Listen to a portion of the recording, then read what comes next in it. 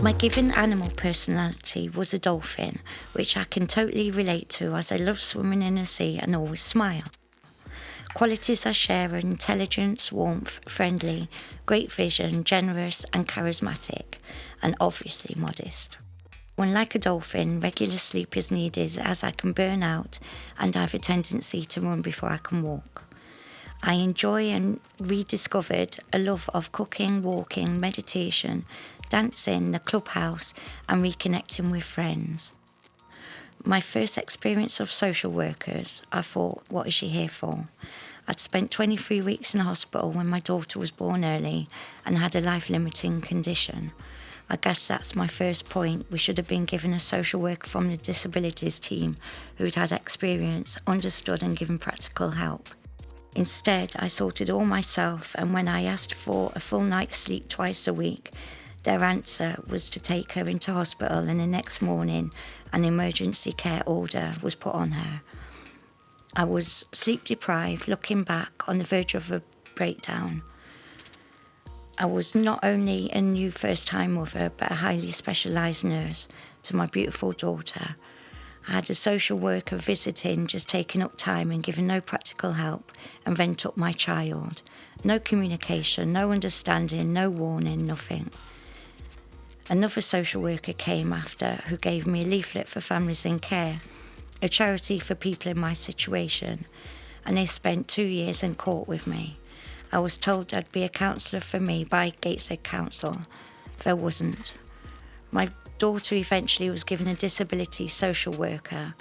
They were great, kept me up to date with everything. If she was in hospital, I could visit, etc.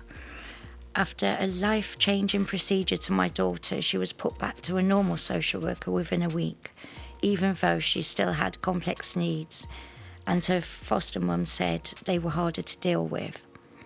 I tried above and beyond with a new social worker. She had no empathy, understanding, and literally said to me, "Your parental rights mean nothing." Sadly, with her, this is true.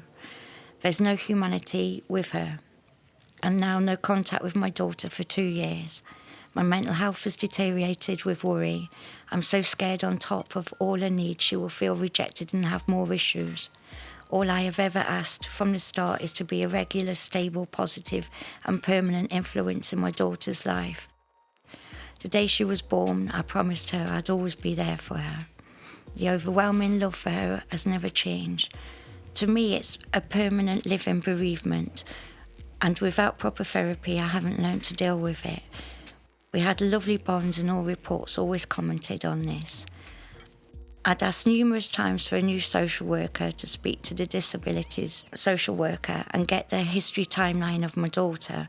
She said she didn't have time as so many other children in a caseload.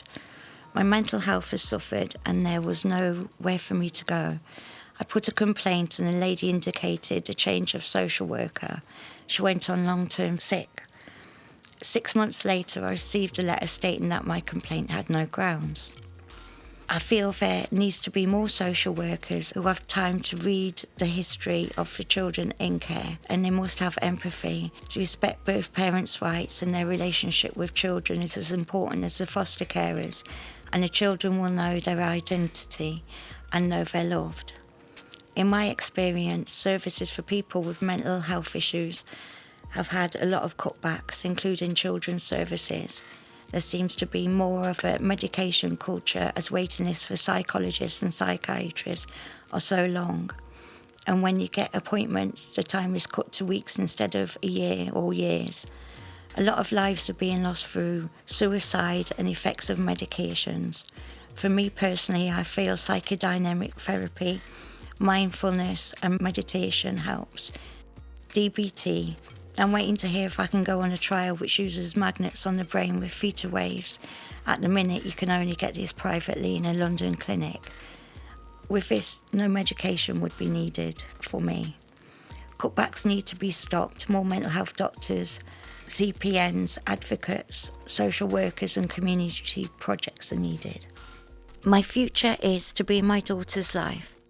For her to have that security of knowing I'm always there for her in an unconditional way, positive influence, hopefully teach her a bit meditation, I'm going to make sure there's a group in Gateshead for parents of children in care, hopefully provided by Gateshead Council, to empower birth parents and their rights.